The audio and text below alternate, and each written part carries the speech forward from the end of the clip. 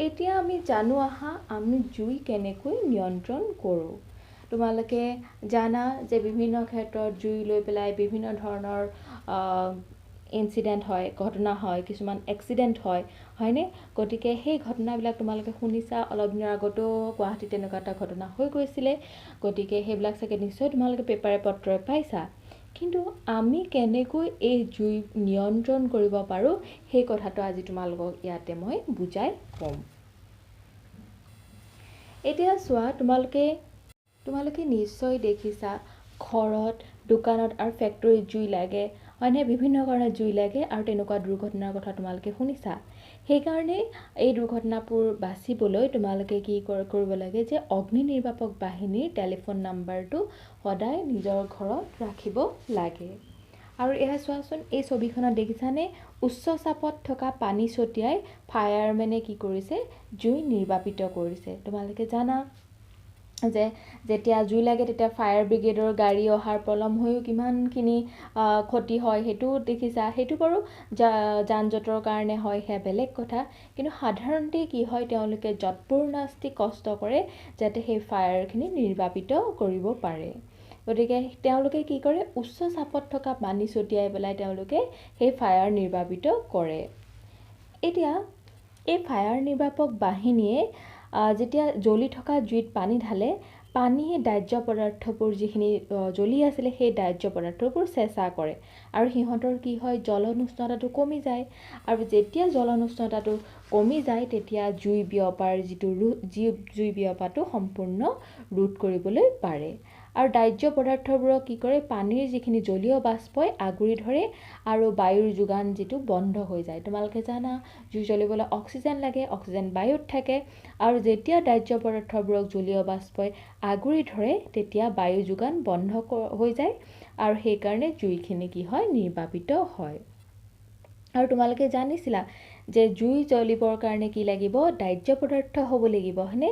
তাৰপিছত কি হ'ব লাগিব, জ্বলন উষ্ণতা পাব লাগিব আৰু অক্সিজেন লাগিব। আৰু এই তিনিটা যেতিয়া কমি যাব, হয়নে?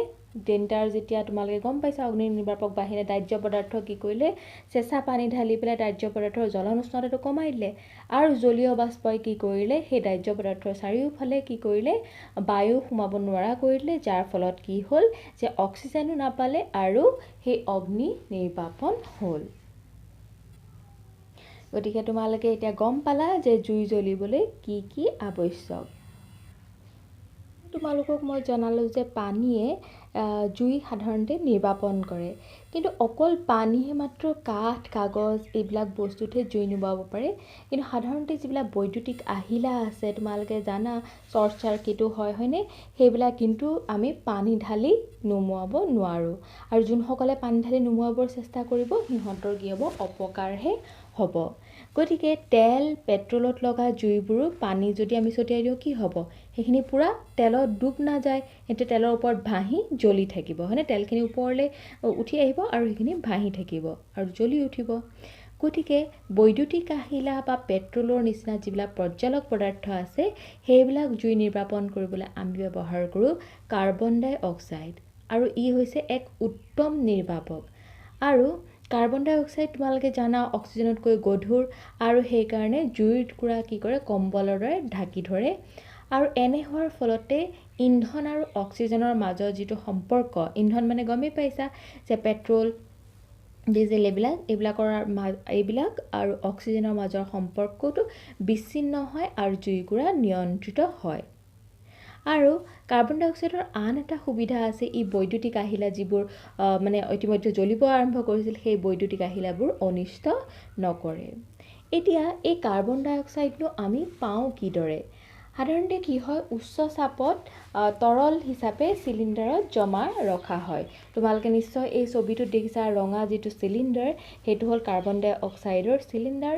আৰু তোমালোকে মন কৰিবা আজিকালি স্কুলত, ৰান্ধনি ঘৰত আৰু নহ'লে সভা সমিতি তেনেকুৱা ঠিক নহয়, যিবিলাক সভা কক্ষ আছে সেইবিলাকত লগোৱা হয়। আৰু তাৰোপৰিও হস্পিটাল, হয়নে, য'ৰ ৰাজহুৱা স্থানবিলাকত সাধাৰণতে এনেকুৱা কাৰ্বন ডাই অক্সাইডৰ একোটা চিলিণ্ডাৰ ৰখা তোমালোকে নিশ্চয় দেখিছা, আৰু যদিহে দেখা নাই তেন্তে মন কৰিবা, তোমালোকে নিশ্চয় দেখা পাবা। আমাৰ স্কুলতো আছে, তোমালোকে অলপ লক্ষ্য কৰিলে সেয়া দেখা পাবা। আৰু এই কাৰ্বন ডাই অক্সাইড কি কৰা হয় উচ্চ চাপত ইয়াক তৰল হিচাপে আমি চিলিণ্ডাৰত জমা ৰাখিব পাৰোঁ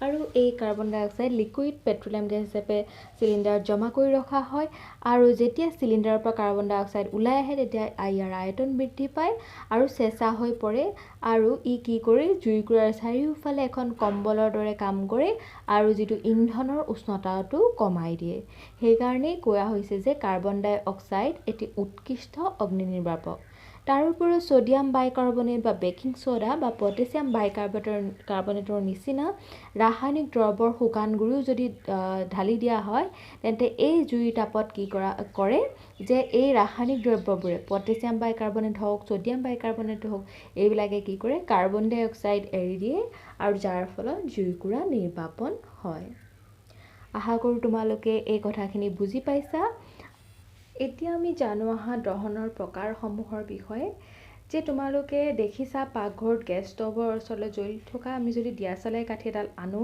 গেছৰ ষ্ট'ভৰ নবটো ঘূৰাই দিয়াৰ লগে লগে কি হয় ভমকৈ জুইকুৰা জ্বলি উঠে আৰু আমি জানো যে গেছ অতি দ্ৰুতভাৱে জ্বলে আৰু লগতে তাপ আৰু পোহৰ উৎপন্ন কৰে আৰু এনেধৰণৰ দহনকে কি বুলি কোৱা হয় দ্ৰুত দহন বুলি কোৱা হয় গতিকে আমি বুজি পালোঁ যি দহনত ইন্ধনটো দ্ৰুতভাৱে জ্বলে আৰু লগতে তাপ উৎপন্ন কৰে তাক কোৱা হয় দ্ৰুত দহন আৰু ফসফৰাছৰ নিচিনা কিছুমান দ্ৰব্য আছে যিয়ে সাধাৰণ উষ্ণতাতে বায়ুত ফটফটাই জ্বলি উঠে আৰু দহনৰ যি প্ৰকাৰত কোনো এটা স্পষ্ট কাৰক নোহোৱাকৈ স্পষ্ট কাৰক তোমালোকে কাৰকবিলাক গমেই পাইছিলা অক্সিজেন লাগিব বায়ু হয়নে অদাহ্য সামগ্ৰী লাগিব এই গোটেইখিনি কথা আছিলে কিন্তু যিটো দহনত কোনো এটা স্পষ্ট কাৰণ নোহোৱাকৈ কোনো কাৰক নোহোৱাকৈ পদাৰ্থ এটা শিখাসহ জ্বলি উঠে তাক কোৱা হয় স্বতঃস্ফুৰ্ত দহন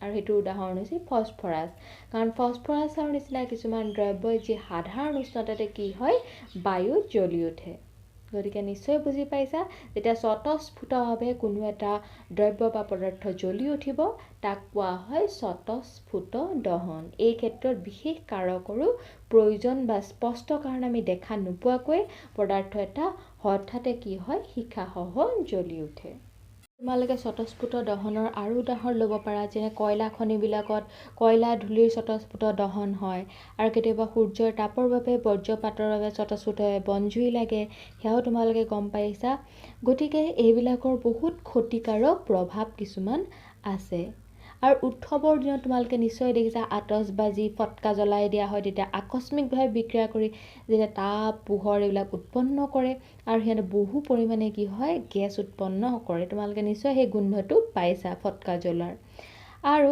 এনেধৰণৰ বিক্ৰিয়াকে কি কোৱা হয় বিস্ফোৰণ বুলি কোৱা হয় আৰু যদি কেতিয়াবা শুনিছা যে ফটকাৰ দোকানবিলাকত জুই জ্বলি উঠে বা স্বতঃস্ফুৰ্তভাৱে জ্বলি উঠাৰ লগে লগে কি হয় মানে যদি ৰ'দ বা তাপ বেছি হয় তেতিয়া কি হয় ইহঁতৰ বিস্ফোৰণ ঘটিব পাৰে হয়নে বহুত জোৰতে আকস্মিকভাৱে তাপ পোহৰ আৰু শব্দ সৃষ্টি কৰিব পাৰে আৰু এইটোকে কোৱা হয় এনেধৰণৰ বিক্ৰিয়াক কোৱা হয় বিস্ফোৰণ বুলি ইয়াৰ পিছৰ খণ্ডত আমি শিক্ষাৰ বিষয়ে আলোচনা কৰিম আজি তোমালোকে ইয়াৰ গৃহকৰ্মকেইটা লিখি লোৱা আজিলৈ আহিছোঁ ধন্যবাদ